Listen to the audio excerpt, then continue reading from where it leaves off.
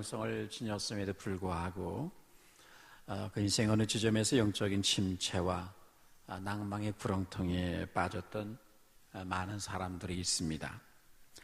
모세도 그러했고 다윗도 또 엘리야도 또 예레미야도 그런 경험들이 있습니다. 사람 누구나 이 땅을 사는 동안 이런 낭망과 좌절을 그 생애 속에서 한 번쯤은 겪게 됩니다. 오늘 본문 42편은 낭망의 구렁텅이에 빠져서 헤매던 한 성도가 어떻게 인생의 불안과 낭망을 극복했는가를 보여주는 주옥 같은 시라고 할 것입니다.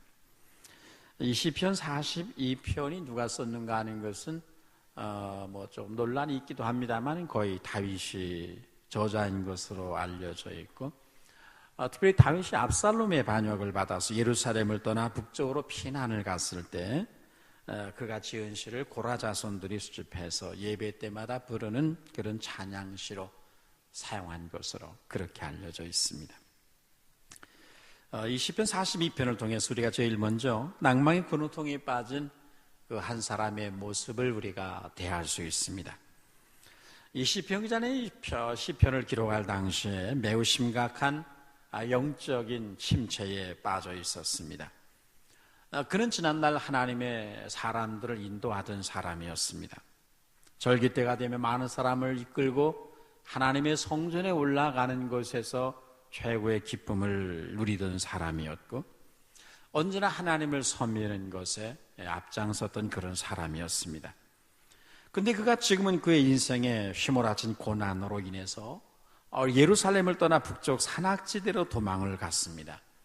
거기서 그는 헬몬산과 또 미살산 여러 그 산악지대를 돌아다니며 유랑 생활을 하는 그런 입장이 되었습니다.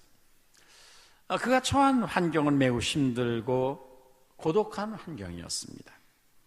피곤하고 지친 환경 속에서 그는 지난날을 생각했습니다.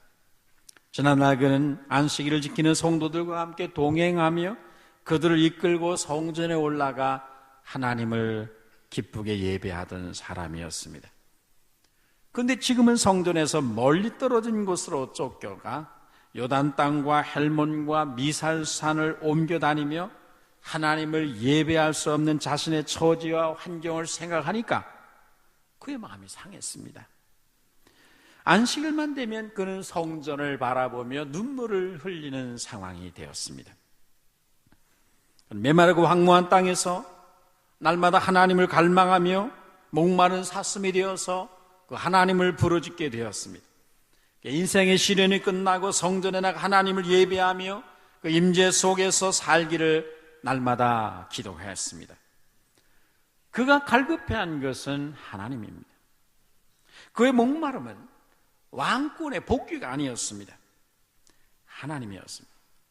그분의 영광을 보고자 했고 그분의 임재를 경험하기를 그는 날마다 목마른 사슴처럼 하나님 앞에 소원을 했습니다. 하나님, 저는 당신만을 만나고 싶습니다. 당신의 영광 안에 거하고 싶습니다. 어떤 것보다 이곳에서 저는 주님의 임재 안에 있기를 원합니다. 저는 왕위를 원하는 것이 아닙니다. 화려한 왕궁을 원하지도 않습니다. 하나님께 적들을 패배시켜달라고 구하지도 않습니다. 단지 여기서 주님의 임재 안에 거하기를 원합니다. 주의 인자를 내게 베푸시고 주의 얼굴빛을 내게 비추어 주시옵소서. 이것이 다윗의 기도였고 다윗이 광야에서 부른 노래였습니다. 그러나 그의 환경은 변하지 않았습니다. 하나님은 그의 음성에 귀를 기울이지 않는 것처럼 보였습니다. 그 많은 유랑 생활 속에 하나님 앞에 수없는 기도를 드렸지만 아무리 부르짖어도 응답이 없었습니다. 그러자 그의 영혼이 낙심되기 시작을 했습니다. 그의 기대가 무너져 내렸습니다. 점점 희망이 그에게서 사라지는 것 같았습니다. 그는 그의 눈물이 주야론의 음식이 되었도다라고 했습니다. 날마다 그는 눈물을 흘리며 그의 눈물을 자신의 양식으로 삼아야 했습니다. 그의 마음속에는 서서히 불안한 마음이 들기 시작을 했습니다. 하나님이 내 영혼을 버리셨는가? 나의 지난날의 허물과 실수와 죄로 인해서 하나님이 이제는 나를 버리셨는가? 내가 그토록 주를 섬겼는데 주님의 고통 속에서 왜 나를 잊으셨는가?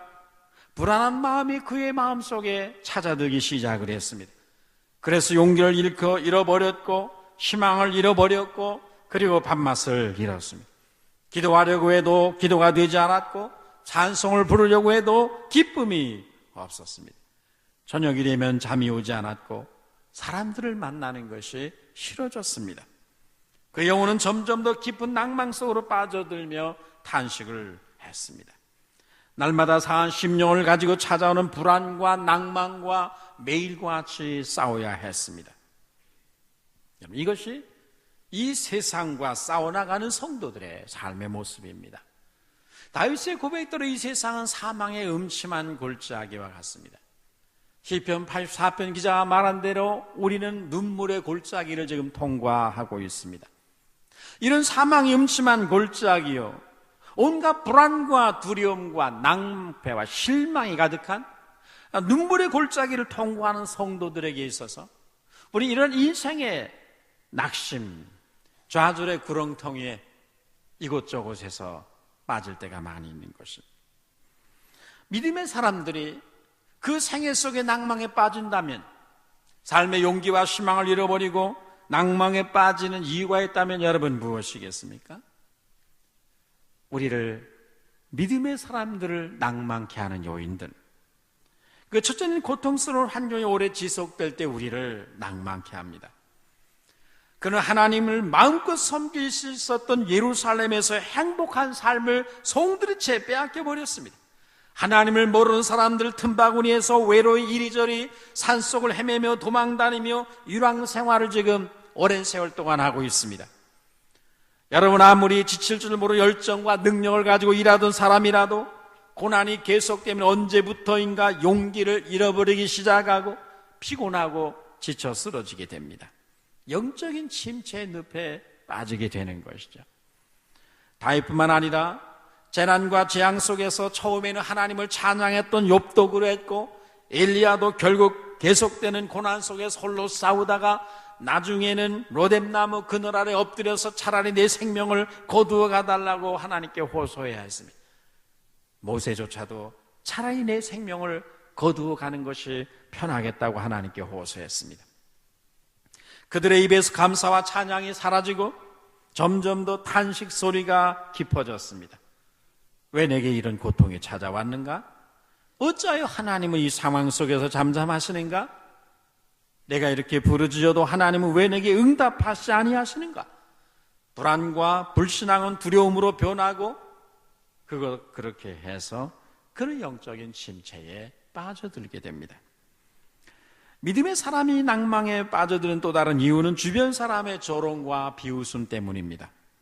그는 4절에서 말하기를 사람들이 종일나도 하는 말이 네 하나님이 어디 있느냐 하니 내 눈물이 주야로 내 음식이 되었도다. 사람들은 그의 고난을 바라보며 너의 하나님이 어디 있느냐라고 조롱을 했습니다. 그렇게 주를 잘 믿는 사람이 왜 그런 고난을 당하느냐고 수군거립니다. 그는 고난 자체보다는 주변에서 들려오는 사람들의 수군거리는 소리들이 그를 더욱 낙심케 하고 용기와 힘을 잃게 하게 되었습니다. 아니, 저 집사님은 그렇게 주님을 잘 섬기는데 왜 병에 걸렸대? 왜 사업이 부도를 맞았대? 밤낮 기도하는데 저 집사님은 왜 저렇게 자녀들이 맨날 대학에 떨어지는 거야? 이런 소리를 들으면 우리는 누구나 힘을 잃어버리고 낙심하게 됩니다. 그리고 마귀는 더욱 가까이 그때 우리에게 다가와 우리의 마음속에 속삭입니다. 하나님 너를 사랑하잖아. 하나님은 너의 지난날의 허물과 죄 때문에 너를 버렸어. 하나님이 너를 사랑하는 것이냐? 그렇다면 왜 너를 고난 속에서 이토록 건져주지 않는 것이냐? 기도해봤자 소용없어 라고 속삭입니다. 그래서 성도들이 고난 속에서 주님의 음성을 듣고 믿음을 얻고 용기를 얻는 것이 아니라 사단의 속삭임을 듣고 두려움에 붙잡히게 되고 자신의 마음에서 나오는 자아의 소리를 듣다가 거기서 낙심되어서 눈물을 짓게 됩니다. 너희 하나님이 어디 있느냐는 비방을 듣고 하나님으로부터 버림받은 신세처럼 보이는 자신의 처지가 너무나 한심한 것처럼 보여서 이 기자는 낭망에 빠졌습니다. 그러므로 여러분, 고난당하는 자들은 주위에서 들려오는 믿음을 흔드는 말을 굉장히 주의해야 됩니다. 불안과 두려움 속에서 일어난 이 마음의 소리, 자아의 소리를 여러분 잘 분별해서 들어야 됩니다. 언제나 여러분의 믿음을 강화시키고 믿음을 일으키는 성령이 주시는 소리에 귀를 기울이고, 여러분의 믿음을 뒤흔드는 불신앙적인 소리나 우리 자아의 소리를 잘 거부할 수 있는 그런 여러분 되시기를 주의 이름으로 축원합니다. 믿음의 사람이 낭망에 빠지는 세 번째 이유는 현실 앞에 무능한, 무기력한, 어찌할 수 없는 자신을 바라보기 때문입니다. 성경학자는 시편 42편, 43편이 거의 같은 내용인데요, 이 저자가 나를 이란 1인칭을 51번이나 쓰고 있다고 했습니다. 계속해서 나라는 소리만 한다는 거예요. 반면에 하나님이라는 말은 21번만 쓰고 있습니다. 하나님이라는 말보다 나라는, 나를이라는 자기에게 집착하는 말이 배 이상이나 많습니다. 그러면 그는 좌절합니다. 여러분, 나라는 말을 이렇게 연속적으로 사용하는 이유가 무엇입니까? 그는 자기에게 지금 갇혀 있다는 것을 반증하는 것입니다. 자기만 쳐다보고 있고 자기에게 매여 있습니다. 자기 힘을 어찌할 수 없는 환경 앞에 자기의 무기력함에 지금 매여 있습니다. 자기에게 매이면 매일수록, 자기 눈이 가려질수록 그는 절망할 수밖에 없습니다. 용기와 희망을 반드시 잃게 됩니다. 무능한 자신을 바라볼 때마다, 무기력한 자신을 바라볼 때마다 여러분, 낙심하지 아니할 천하의 장사가 이 세상에 어디에 있겠습니까? 그래서 우리 마음이 가라앉게 되는 것이거든요. 그래서 우리 자신은 나를 말할 때보다 하나님을 말하는 그 횟수가 여러분에게는 더 배로 많아지는 그런 역사가 있게 되기를 축원합니다. 네 번째로 우리가 믿음의 사람이 낙심에 빠지는 또 다른 이유는, 우리를 가장 힘들게 하는 것은 두말할 것도 없이 하나님의 침묵입니다. 고통스러운 환경 속에서 하나님을 오랜 동안 갈망하며 부르짖으며 기도했음에도 불구하고 하나님의 대답이 없다. 그럼 여러분 다 낙심합니다. 그는 구절에서 어찌하여 나를 잊으셨나이까 라고 그렇게 부르짖게 됩니다. 그는 고통 속에서 부르짖는데 하나님은 멀리서 계신 것 같고 내 상황에 도대체 하나님은 무관심하신 것 같이 보입니다. 그렇게 하나님을 갈망하고 찾아도 하나님 앞을 보아도 안 계시고 뒤를 돌아다 보아도 하나님의 모습이, 임재가 보이지 않을 때가 분명히 있습니다. 간절한 소망을 가지고 하나님을 의지하며 부르짖었는데도 응답이 없습니다. 그래서 그의 간절한 기대가 무너져 내리기 시작을 합니다. 그럴 때 누구나 낙심하게 되고 미래에 대한 불안이 서서히 찾아오게 됩니다. 여러분, 욥이 당한 환경도 그런 것이었습니다. 욥이 하나님 앞에 아무리 도대체 자신의 인생 속에 오늘 찾아온 이 고난, 도대체 이해할 수 없는 이 고난의 이유를 설명해 달라고 그토록 부르짖었음에도 불구하고 하나님이 잠잠하십니다. 아무 대답을 안 해주셨어요. 그 하나님의 침묵이 그가 당하는 고통과 재앙보다도 훨씬 더 욥에게는 견디기 어려운 것이었습니다. 이런 하나님의 침묵의 시간들이 여러분에게 반드시 있거든요. 다윗은 사무엘로부터 기름 부음을 받은 후에 알 수 없는 고난의 삶으로 내몰리게 됩니다. 하나님이 그들 왕으로 그에게 기름을 부었는데 이제 왕이 될 차례인데, 그런데 오히려 그는 7년 동안이나 도망을 다녀야 되는, 날마다 죽음을 직면해야 되는, 도무지 그의 인생 속에서 이해할 수 없는 일들이 벌어지기 시작을 했습니다. 황무지에서, 아둘람굴에서 밤새도록 하나님께 기도하며 이리저리 도망을 다니며 하나님께 부르짖어 보았지만 하나님은 언제나 그에게 멀리 계신 것만 같았고 그의 사정에 무관심한 것처럼만 보였습니다. 요셉도 마찬가지입니다. 그가 하나님의 비전을 받은 후에 갑자기 그는 고난의 환경에 떠내려갑니다. 구덩이에 던져지고 애굽으로 팔려가고 노예로 내어지고 억울한 누명을 쓰고 다시 감옥의 밑바닥까지 가야 하였습니다. 그는 고난의 수레를 타고 애굽으로 내려가서 인생이 내려갈 수 있는 최악의 상황까지 떨어지게 됩니다. 누구보다 하나님을 경외하고 누구보다 하나님 앞에 기도했는데, 누구보다 의롭게 살려고 했는데 그의 인생에 거듭되는 것은 끊임없는 고난과 좌절과 낭망의 구렁텅이가 이어졌습니다. 그는 물 없는 구덩이에 던져졌을 때 얼마나 하나님 앞에 부르짖었겠습니까? 애굽으로 결박을 당해 팔려나갈 때 그가 얼마나 어린 시절에 청소년 시기에 그가 하나님 앞에 눈물로 호소했겠어요? 그는 감옥에서 얼마나 탄식하며 얼마나 억울한 일을 만나고 누명을 뒤집어 쓰고 감옥에 갔을 때 하나님을 갈망하며 바라보며 여호와를 기다리며 또 기다렸겠습니까? 그러나 하나님이 모든 전 기간 동안에 말이 없었습니다. 그가 마지막으로 관원장에게, 석방되는 관원장에 자신을 부탁했지만 2년 동안이나 이 관원장이 그를 잊어버립니다. 그거는 있을 수 없는 일입니다. 그런데 있을 수 없는 일이 일어나는 거거든요. 하나님은 도무지 이해할 수 없는 침묵을 계속하셨습니다. 여러분, 하나님의 사람들에게 가장 힘든 것이 무엇입니까? 이 하나님의 침묵입니다. 이게 가장 힘들고 괴로운 거예요. 그래서 많은 하나님의 사람들이 고난의 터널에 갇혀 낙심하고 불안해하기도 합니다. 여러분도 이런 시기를 지나고 있는 분이 계신지 모르겠습니다. 누구에게나 있습니다. 저도 목사지만 낙심할 때가 있고 자주 용기와 희망을 잃어버리고 낭망의 구렁텅이에 가라앉을 때가 있습니다. 그럴 때 우리는 어떻게 해야 되겠습니까? 여러분의 생애 속에 생각지 못했던 낙심과 난처한 구렁텅이에 낭망에 빠질 때 여러분은 어떻게 해야 됩니까? 오늘 시편 기자는 이 낭망의 구렁텅이에서 빠져서 인생을 탄식하는 그를 향해서, 그럼 너는 하나님을 바라라, 자신의 영혼을 향해서 의기소침한 그를 향해서 그는 믿음을 가지고 명령합니다. 내 영혼아, 내가 어찌하여 낭망하며 어찌하여 불안해하는가? 너 하나님을 바라보라. 자신의 영혼을 향해 명령했습니다.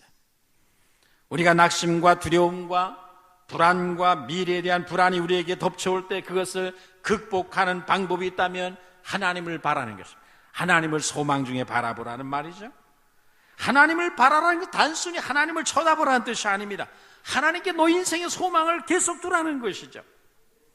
여러분, 시인의 현실이 불안하고 낙심할 수밖에 없는 상황이지만 위축되어 있는 영혼에게 너는 하나님을 바라보라고, 하나님만 내 인생의 소망으로 삼으라고 끊임없이 그는 자기의 영혼을 향해 명령합니다. 움츠린 자신의 영혼을 향해서 명하는 것입니다. 내 영혼아, 네가 어찌하여 낭망하느냐? 어찌하여 불안해하는가? 네가 하나님의 자녀인데 너는 하나님을 바라라. 오직 하나님께 소망을 두라고 자신의 영혼을 향해서 자신의 영혼을 흔들어 깨우며 명령했습니다. 우리에게 낙심이 찾아올 때 자신의 영혼을 영혼을 향해서 소리치며 깨워야 됩니다. 여러분 영혼은 자꾸 깨어 일어나야 되거든요. 내 영혼이 고난의 환경만을 바라보며 낙심할 때, 내 영혼이 나의 연약함과 무기력함만을 생각하며 용기를 잃고 불안해할 때마다 우리의 영혼을 흔들어 깨워서 내 영혼아 하나님을 바라보라, 내 영혼아 너는 하나님을 바라보라라고, 내 하나님께 소망을 두라고 여러분의 영혼을 향해서 외치고 또 외치는 그런 여러분 되시기를 축원합니다. 심리학자들에 의하면 우리는 항상 자기 자신에게 말하며 산다고 그래요. 보통 다른 사람과 대화할 때 평균 1분에 한 150개 내지 200개 단어를 쓴다고 그럽니다.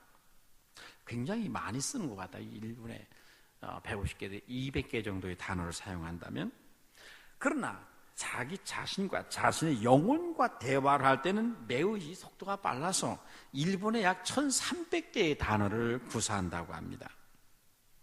나 자신과의 대화를 심리학자들은 셀프톡이라고 말합니다. 누구나 하루에 수많은 말을 자신에게 하면서 사는 거예요. 여러분 생각해 보세요. 여러분이 하루에 여러분 자신을 향해 얼마나 많은 말을 하는가 생각해 보세요. 여러분 날마다 여러분의 영혼을 향해서 뭐라고 말하고 뭐라고 외치며 사십니까, 여러분? 우리의 삶이 힘들어지고 환경이 어려워지고 우리 인생의 기대가 무너져 내릴 때 여러분 자신에게 무엇이라고 말하나요? 어렵고 힘든 일을 만날 때, 내 마음속에 낙심이 찾아올 때, 불안이 찾아올 때 우리는 자신과 부정적인 대화를 하지 않도록 조심해야 됩니다. 영적 침체에 빠진 사람들은 삶이 지치고 힘들 때에 부정적으로 자기 자신과 대화를 하게 됩니다. 그래서 더 낙심케 되고 더 깊은 우울증으로 빠져들게 되는 거거든요. 그러나 힘들고 어려울 때 낙심에 빠져들지 않고 불안을 극복하는 방법은 자신의 영혼을 향해 긍정적이고 믿음과 용기를 주는 대화를 자기 연구하는 것입니다. 영국의 마틴 로이드 존즈는 시편 42편을 강의하면서 성도들에게 이렇게 말을 했습니다. 성도 여러분은 자신에게 말을 해야 됩니다. 여러분 자신에게 설교를 해야 됩니다. 여러분 자신의 영혼에게 말해야 됩니다. 내 영혼아, 네가 어찌하여 낭망하느냐? 무엇 때문에 너는 불안해하느냐? 여러분은 자신을 책망하고 자신을 권면하고 그리고 여러분 자신의 영혼을 타일러야 됩니다. 지금 침체된 상황에서 불평되신 하나님을 바라보라고 여러분 자신의 영혼을 향해서 여러분은 끊임없이 설교하고 말해야 된다는 거죠. 여러분 시편 기자도 마찬가지죠. 너무나 낭망이 되고 불안하니까 5절과 11절에서 그는 말을 반복하지 않습니까? 내 영혼아, 네가 어찌하여 낭망하며 어찌하여 불안하여 하는고? 어찌해서 너 내 영혼은 내 속에서 불안해하느냐? 너는 하나님을 바라보라. 하나님을 소망 중에 바라보라고 자기 영혼을 향해서 계속해서 대화를 하고 명령하는 거거든요. 믿음을 가진 하나님의 자녀도 낭망합니다. 그러나 다른 점이 하나 있습니다. 믿음을 가진 사람도 불안해합니다. 그러나 다른 점이 하나 있습니다. 그것이 무엇인가요? 낭만 때문에 오히려 하나님을 찾게 된다는 것입니다. 마음이 불안하면, 두려움이 임하면 할수록 하나님 아버지를 향해 달려간다는 것입니다. 이것이 믿음의 사람이 그렇지 않은 사람과의 다른 점입니다. 예수 안 믿는 사람은 이런 것이 없지 않습니까? 낭만하면 그 낭만 속에 그냥 주저앉아 버리지 않습니까? 그러나 우리는 안 그런단 말이에요. 낭만을 하게 되면 물론 잠시 엎드러지지만 다시 일어납니다. 하나님을 찾습니다. 이것이 믿음을 가진 하나님의 자녀의 모습입니다. 하나님을 바라는 여러분, 우리의 마음에 실망이 들어오고 낙심이 들어올 때 여러분의 영혼으로 하여금 하나님을 바라보라고 외치고 명령하는 여러분 되시기를 축원합니다. 여러분, 우리 어떻게 낭만 중에 있을 때 하나님을 바라보며 소망을 둡니까? 하나님을 바라본다, 하나님께 소망을 둔다는 말은 구체적으로 뭘 의미하는 것입니까? 그냥 쳐다보는 것이 아니라고 했습니다. 여러분이 하나님을 바라보는 삶의 첫 번째 단계는 하나님은 지금 여전히 이전처럼 여기 내 곁에 계심을 믿어야 된다, 선언하는 것입니다. 이제까지 그러하셨던 것처럼 주님은 비록 내게 지금 침묵하고 계실 때라도, 지금 현재는 내게서 멀리 떨어져 계신 것처럼 보일 때라도 우리 주님은 여전히 이전처럼 당신 곁에 계시다는 이 사실을 믿고 선언하는 것이 필요하단 말이죠. 이것이 하나님을 바라보는 삶의 첫 번째 단계입니다. 그분은 모든 괴로움과 한숨 소리, 우리의 모든 갈망과 우리의 마음의 부르짐을 당신 곁에서 여전히 듣고 계십니다. 힘들고 아파하는 여러분의 모습을 보고 계십니다. 이것을 여러분이 인정하고 말하는 것이 중요합니다. 하나님 당신도 당신에게 멀리 계신 것처럼 보여지고 여러분을 잊혀진 사람처럼 여러분이 보일지 모릅니다. 그러나 그의 사랑하는 눈길을 항상 끊임없이 여러분을 주시하고 계시고, 보이지 않지만 그의 사랑스러운 팔이 항상 여러분 주위에서 여러분을 붙잡고 계시다는 이 사실, 그분은 여러분의 배후에서 영원히 변함없는 바위처럼 우뚝 서 계시다는 이 사실을 여러분이 마음으로 믿고 입으로 시인하고 선포하는 것, 이것이 하나님을 바라보는 첫 번째 단계입니다. 우리 영혼이 지치고 피곤한 낭망 중에 빠질 때마다, 불안한 마음이 우리 안에 서서히 찾아들 때마다 우리의 영혼을 향해서 이 사실을 끊임없이 외치고 그리고 소리치는 여러분 되시기를 축원합니다. 하나님은 지금도 여전히 내 곁에 여기 나와 함께하고 계신다. 여러분, 하나님이 지금, 하나님이 계신 지금 여기가 어디입니까? 하나님은 지금 여기 나와 함께 계신다고 했는데 지금 여기가 어디예요? 여러분이 힘들어하는 그 상황 속입니다. 여러분 곁입니다. 어렵게 힘들 때마다 이것을 선포하며 지금 이 상황도 하나님이 다스리고 계신다. 이 상황 속에서 하나님은 살아 역사하고 계신다. 이 상황도 우리 하나님의 통치 아래에 있다. 이 상황 속에서 하나님은 무엇인가 우리를 위해서 역사하고 있다는 사실을 끊임없이 선포하며 나가는 그런 여러분 되시기를 축원합니다. 두 번째는 고통과 침묵 속에는 하나님의 크신 계획과 뜻이 있음을 또한 믿고 선언해야 됩니다. 신앙인의 삶이란 설명보다는 약속에 의지하는 삶입니다. 여러분, 아이가 골절돼 병원에 가서 엑스레이를 찍었습니다. 의사는 부러진 뼈를 맞추고 기부스를 할 것입니다.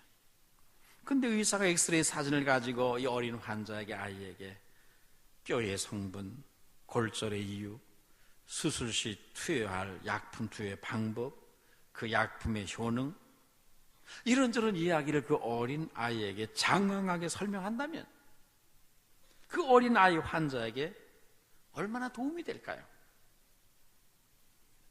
그 어린 아이 환자에게 차라리 앞으로 2주 후면 너 낫는다, 이게 훨씬 낫거든요. 그 어린 아이에게 약품의 효능, 뼈의 성분, 골절의 이유, 약품 투여 방법, 그 말해봤자 아무 도움이 안 됩니다. 그 사람에게 차라리 너 2주 후면 많게 될 거야, 더 용기를 주고 그것이 더 상태를 호전시킬 수 있는 거죠. 하나님은 하시는 모든 일을 우리에게 일일이 진술하지 않는다고 했습니다. 왜 전능하신 하나님이 우리 인생을 향해 행하는 그분의 역사를 일일이 우리에게 설명해 주지 아니하고 그 이유를 우리에게 진술해 주지 않는 것입니까?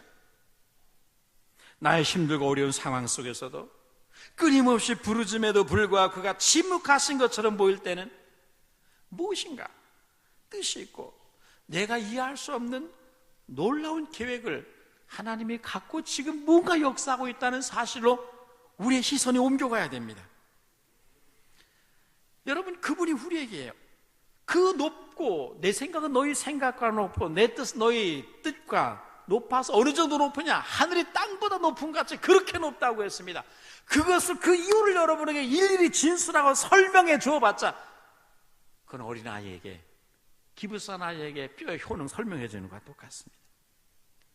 차라리 두려워하지 말라, 내가 너와 함께 함이니라 하나님 말씀하시고, 먼 훗날 인생의 뒤안길 속에 뒤를 돌아보며 그때 하나님이 그래서 그렇게 역사하셨구나, 이렇게 깨닫게 하는 것이 훨씬 우리에게 유익이 된단 말이죠. 그런 기다림을 통해 우리의 신앙을 연단시키고 인내를 훈련하시는지 모릅니다.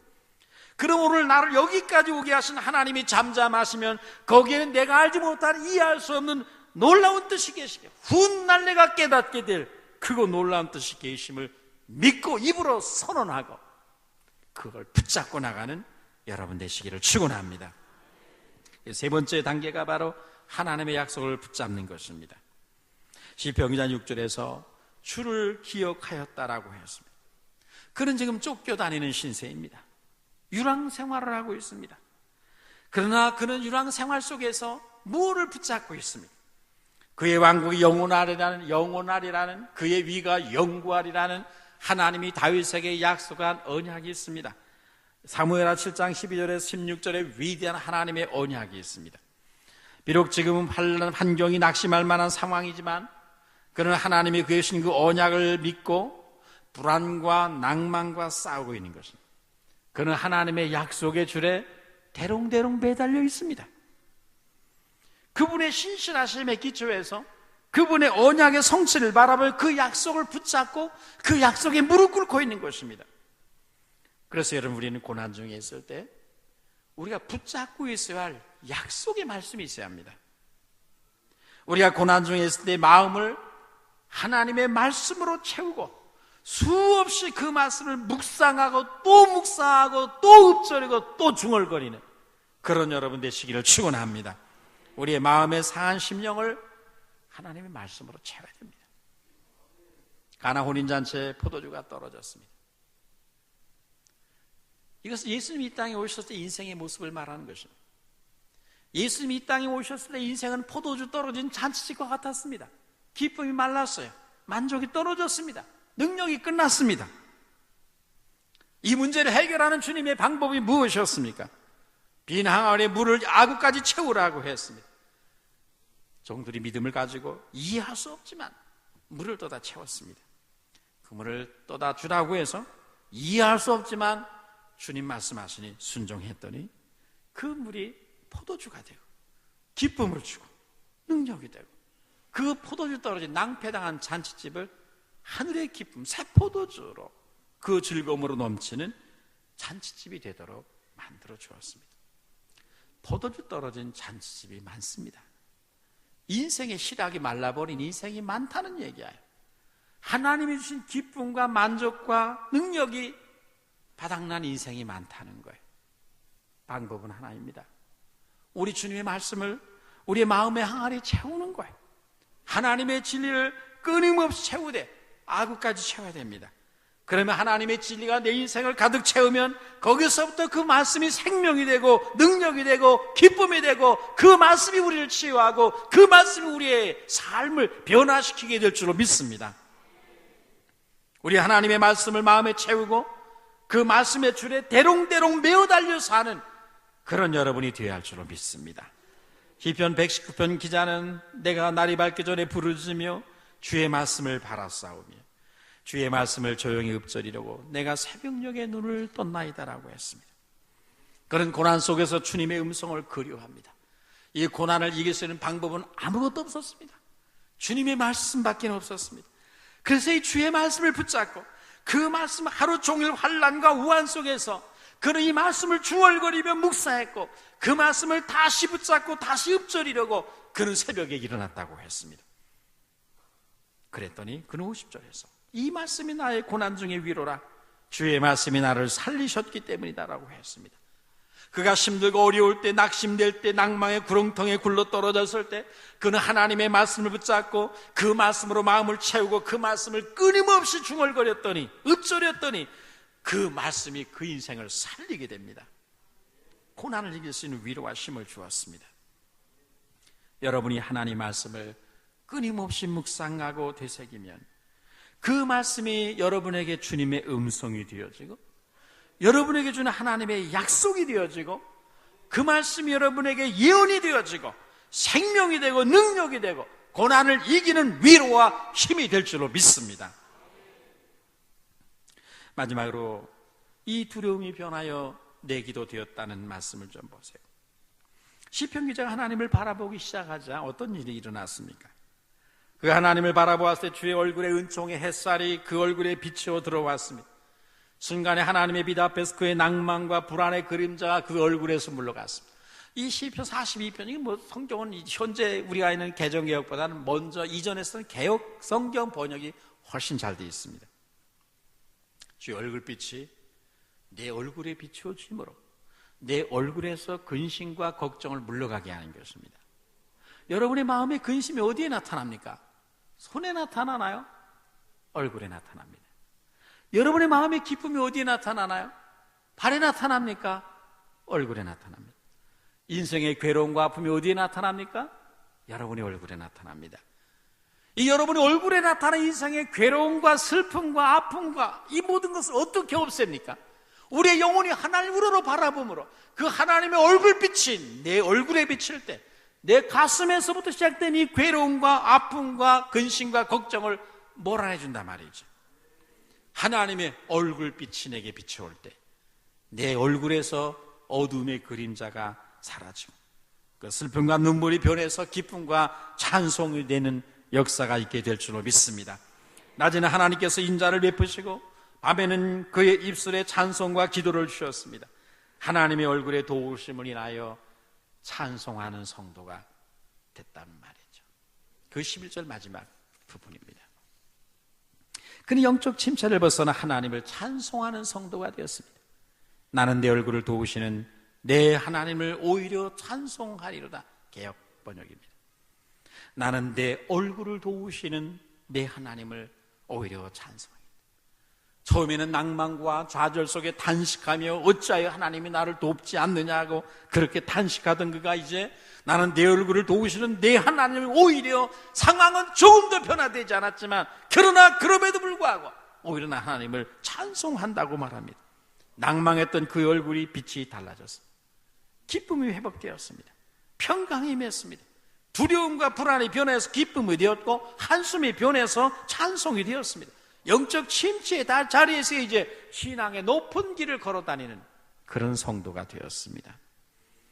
우리가 하나님의 얼굴을 구하면 하나님의 얼굴빛이 여러분의 얼굴을 바꿔놓는 역사가 있게 될 줄로 믿습니다. 하나님의 얼굴이 나타나는 평강이 여러분의 얼굴에 근심을 몰아내 주실 것입니다.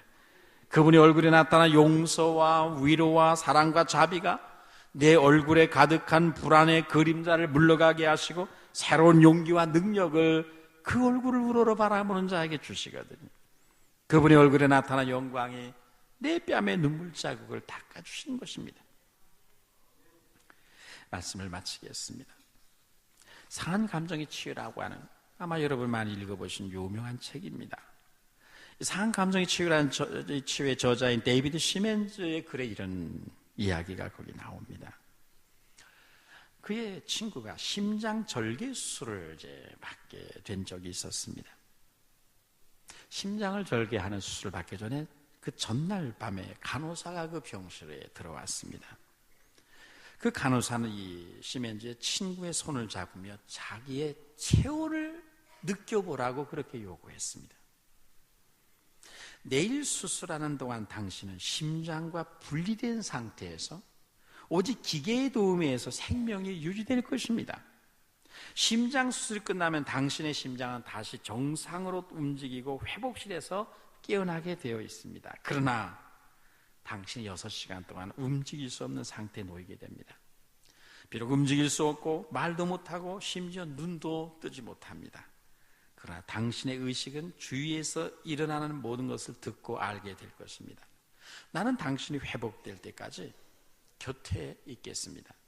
비록 무기력한 느낌이 든다 할지라도, 아무것도 할 수 없는, 눈도 뜰 수 없는 무력감이 든다 할지라도 당신은 지금 느끼는 내 이 손의 체온을 그때 느껴야 됩니다. 당신 내 손길을 느끼며 내가 당신 곁을 떠나지 않으리라는 것을 그때 알게 될 것입니다. 예정된 수술한 후에 마취해서 깨어났지만 이 시멘즈의 친구는 아무것도 할 수가 없어요. 움직일 수도 없고 말을 할 수도 없고 눈을 뜰 수도 없습니다. 하지만 그는 몇 시간이나 자신의 손을 붙잡고 있는 간호사의 손길을 느낍니다. 눈도 못 뜨지만 그 6시간 동안 간호사가 그의 손을 이렇게 붙잡고 있어서 그 간호사의 체온을 느낍니다. 이 간호사가 지금까지 내 곁에 나와 함께하고 있구나. 내 곁으로 한시도 떠나지 않고 있구나. 그것을 그 간호사의 손길 속에서 느끼게 됩니다.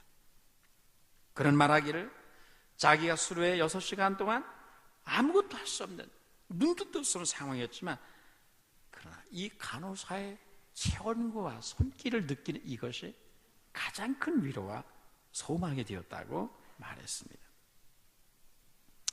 여러분, 우리가 어려움을 당할 때 하나님 우리와 함께 하시며 소망이 되어주십니다. 하나님은 결코 우리를 포기하거나 떠나지 않으십니다. 버리지 않으십니다. 우리가 힘들어하고 지치고 피곤한 낙심될 때 주님은 우리를 잡은 손을 놓지 않으십니다. 내 손길을 느껴보라. 나의 사랑을 느껴보라. 나의 체온을 느껴보라. 네 곁에 내가 있음을 느껴보라고 말씀하십니다. 우리가 낙심이 될 때 우리가 하나님을 바라보며 그분의 손길과 사랑을 느끼고 그분의 얼굴빛이 우리 얼굴에서 염려와 근심과 걱정과 불안을 다 몰아내 주시기까지, 그래서 우리의 두려움이 변화 기쁨이 되고 찬송이 되기까지 우리는 그때 우리를 붙잡고 계신, 내 손 잡고 계신 예수님의 손길, 그 예수님의 체온을 느끼고, 그래서 그 낭망의 구렁텅이에서 오히려 내 하나님을 찬송하겠다고 하는 그런 성도의 고백이 여러분의 고백이 되시기를 주의 이름으로 축원합니다. 거룩하신 우리 하나님 아버지, 은혜를